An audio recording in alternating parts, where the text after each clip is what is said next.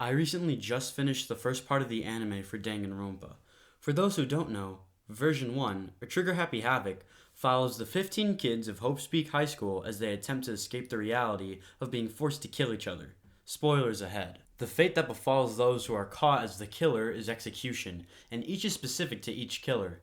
However, there are certain executions that definitely stand above others, so today I'll be ranking them based on my opinion. Coming in at number 7, we have Junko Enoshima's execution, ironically called the ultimate punishment. One would think that for the part's final villain, a proper and fitting punishment would be served to her. Instead, it's just a rehash of all the executions so far, definitely nothing big to talk about.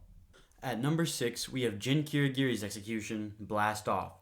This was featured in the first episode of the series, before anyone had the concept of execution in mind.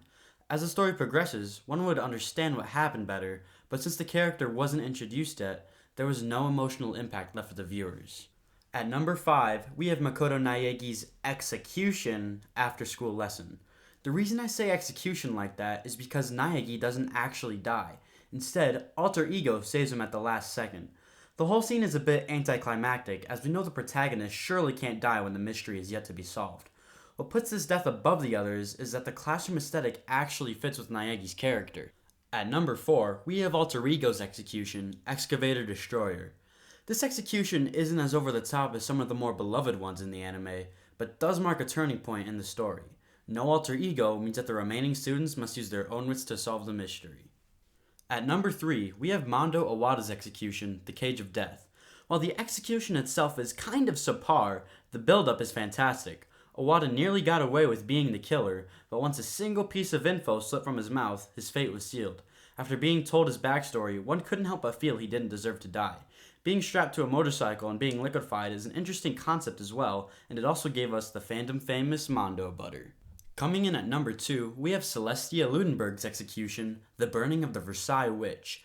The story thus far had 4 people who had detective-like qualities: Naegi, Kirigiri, Togami, and Celestia. For the first time in the series as well, there had been a double murder. What makes the execution work so perfectly is that this would have been the perfect way to go out to her. Her persona is all about being gothic and queeny, and having that liberty of the perfect death being stripped away when Monokuma drives a fire truck at her is amazing in the way it unravels the identity she built up. But there's one execution that takes the cake away from her. Finally, at number 1 is Leon Kawada's execution, The 1000 Blows. The very first execution, and in my opinion, by far the best one. The pure shock value of what it means to be executed was shown to both the characters and the people playing or watching in an awful sight to behold. Finding the first victim brought up a hard fact to swallow with the characters, and that was that one of them is a murderer and a liar. When Leon is finally caught, it's rough to watch him break down as all the pieces of evidence stack against him. He stated that he was acting in self-defense, but the student situation was either he gets killed or they all do. After the students vote Leon guilty, he is dragged away and put against a pole where his punishment lies. The horror and disgust on the other students' faces as Leon is executed further hammers in the tone of the series. What makes this death even better is how realistic it feels.